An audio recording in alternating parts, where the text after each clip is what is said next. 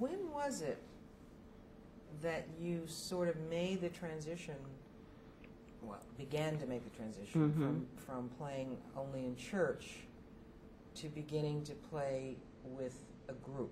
I read that you were about 15 years old? That's right. I was about 15. What happened? Well, living in the projects, like I was telling you, in the Gilmore homes, there was a lady downstairs apartment, Miss Gertrude, and she used to have the Friday night, Saturday night fish fry, and with the blue and red lights and the music, boom, you hear that bass line. I said, ooh.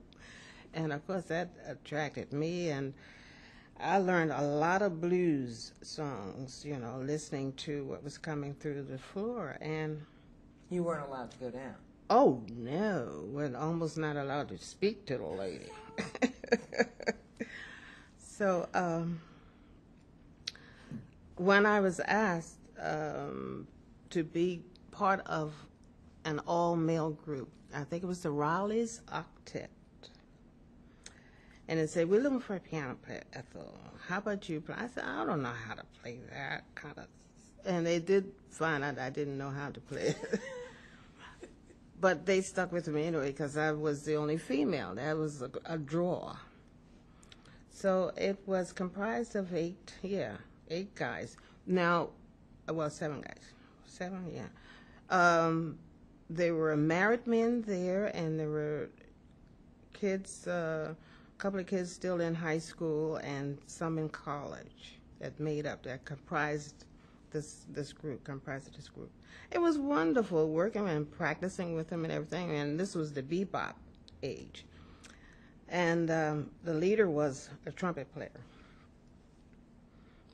And one night, well, we were so good, we got a job. And I think it was in Randallstown, Maryland. We got this gig at the Arts Fellows Hall, and I said, oh, wonderful. And we were playing, you know, doing our work, and someone came up and said, hey, do you have a singer? And I had never sung with them. And we want to hear a song called In the Dark. Well, In the Dark is, you know, kind of a home music, blues. Lil Green, you're talking about 78. When I say 78, that's the record. Mm-hmm. The right. wax. And so the leader came up to me and said, Ethel, do you know the song? I said, yeah, I know it. He said, you sing? I said, yeah, I think I can sing it, you know. So I started playing the music and singing In the Dark, and I was well received. And I said, oh, I can hang up my shingle as a singer. Well, now, as well. Well, now, we have to back up here because you made What? a transition What? from Little Miss White Gloves in church, who never did anything to upset Grandma and Mom, to all of a sudden at 15 you're playing in an all-male band, and you're playing exactly the kind of music that they said was the devil's music. Yeah, that's right. Demeaning. Now, how did you get them to agree to let you do this? Well, they had strength, and they knew that the upbringing was there. Still there.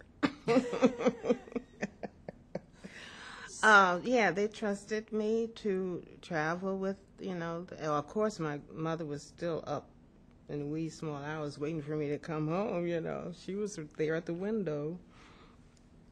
But they trusted me. So, did you, well, tell me about the fellow who recruited you. Was a classmate of yours, or he was? No, he was older. And where did you know him from? I don't know how I met Abe.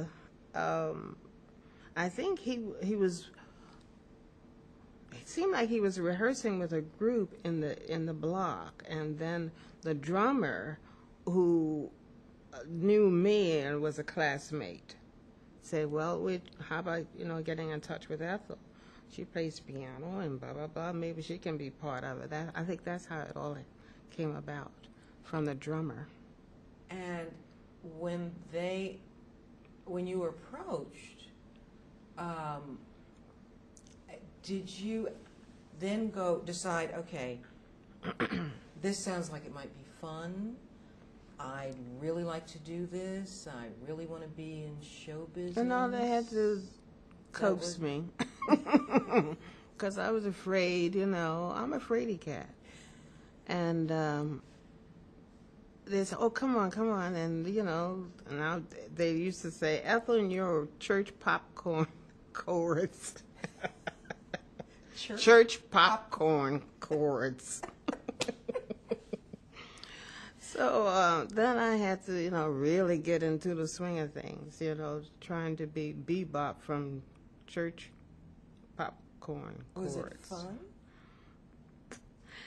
It was a challenge.